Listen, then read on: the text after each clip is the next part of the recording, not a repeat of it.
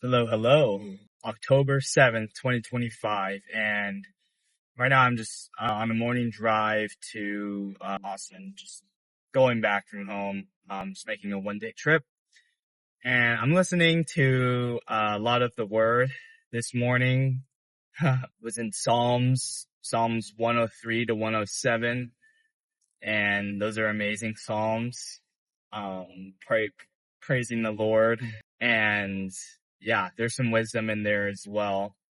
I read a bit of Ecclesiastes chapter 1, with a listener guide, and it really opened my eyes as well about the vanity of life, or it helped remind me, I should say, about the vanity of life.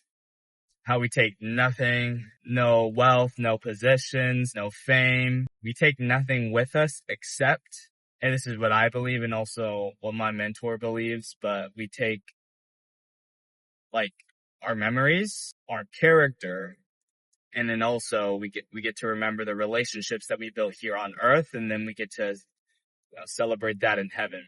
So character, relationships, and our memories.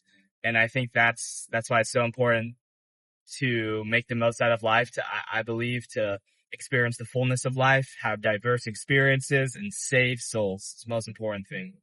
And also not to get too caught up in, literally, King Solomon, the wealthy of men who ever lived, the wisest of men, said that his kingdoms, his wealth pursuits, his wives, everything that he pursued that was under the sun, aka everything with an adopted mentality that earth is there's no heaven or afterlife. Earth is all we have. If you're under that paradigm, then literally life is meaningless. It's vanity. And also talks about how King Solomon isn't saying that he's not confirming that there is no heaven or afterlife, but that it's just a hypothetical. And the whole book is an expository on this question of what is the meaning of life. And it's a very good book. I recommend it. Wow. I just see a beautiful sunset ahead of me as I'm talking. It's beautiful. Wow. But anyways, what I wanted to document, after I read first book of Ecclesiastes, I went to Matthew chapter 15 as well and listened to it. And there was a really, really there was some connection that went in my brain. And it's about faithfulness and how Jesus rewarded those who are faithful the most. What do I mean by this? Okay. So in chapter 15, Jesus and the Canaanite woman, which, by the way, Canaanites were pagans that Jews despised. They were Gentiles, and they did all sorts of child sacrifice and worshipped other gods, and they were kind of a supplement country or nation to Israel that was, I think, to the east or whatever. But Jews did not have a great perception of Canaanites. Yet a Canaanite woman came up to Jesus, got on her knees and said, "Lord, help me. I have a daughter who's sick. Can you heal her?"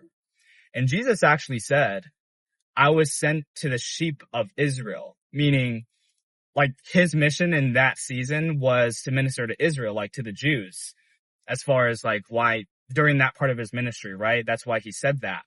And he said something like, "You do not feed breadcrumbs, or you do not take bread from the children and then feed it to the dogs." So the children representing Israel, and then dogs being the Gentiles, or people who are worshiping idols and etc.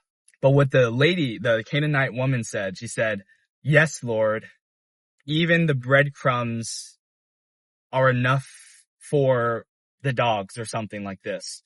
Basically, she's saying that anything, even the breadcrumbs that we could take off of the table, would be enough. Basically, she was saying that she had the faith that even though Jesus was not specifically ministering to Cana and to the Canaanites, she had the faith that even though he was going to minister to Israel, she had the faith that Jesus would heal her daughter. And then what did Jesus say? "Oh, woman, great is your faith. Let your desires, whatever you desire, let it be done to you." And then her daughter was healed instantly. this reminded me of the story of, well, a few stories. One was the centurion, right, who was also a Gentile, and he had the faith greater, like Jesus said, if you don't know the story, I forgot what chapter it is, but a centurion who was a Roman, like, head soldier, went up to Jesus and had a sick son, a servant son, and said, Lord, you only need to say the word and my son will need to be healed. Like, he didn't even need to be present in the house. And Jesus said, greater faith in all of Israel. Like, there has not been a greater faith in all of Israel than what I've just seen right here. And he said, go, your faith has made him well. And it's so specific. Jesus didn't say, I made him well, but he said, your faith made him well, which is so interesting. And I'm kind of learning in this season. I watched a podcast or a sermon a few weeks ago about faithfulness by Keith Moore, somewhere on YouTube. Friend sent it to me.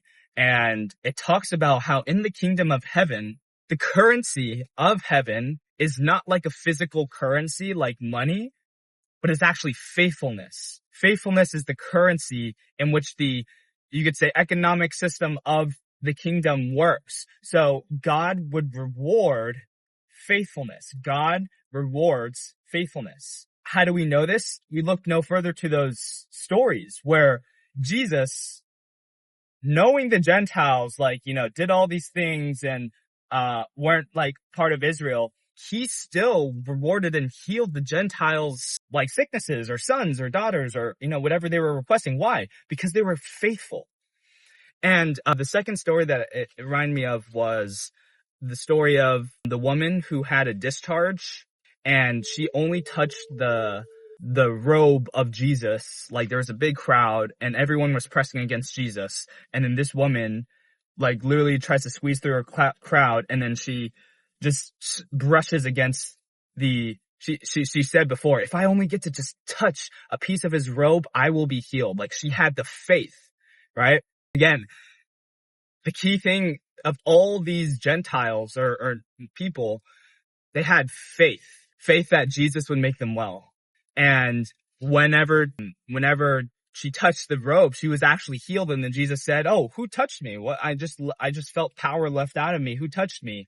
And the woman said, I touched you.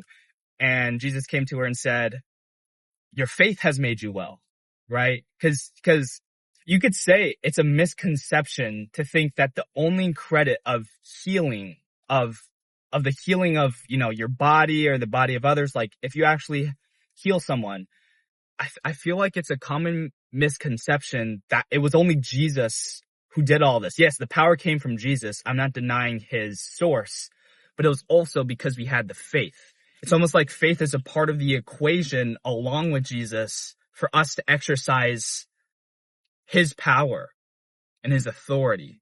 And again, Jesus rewards the faithfulness. See, every time Jesus sees someone that he comes encounter to that has a lot of faith, he rewards it. He says, whatever you desire, it will be done for you.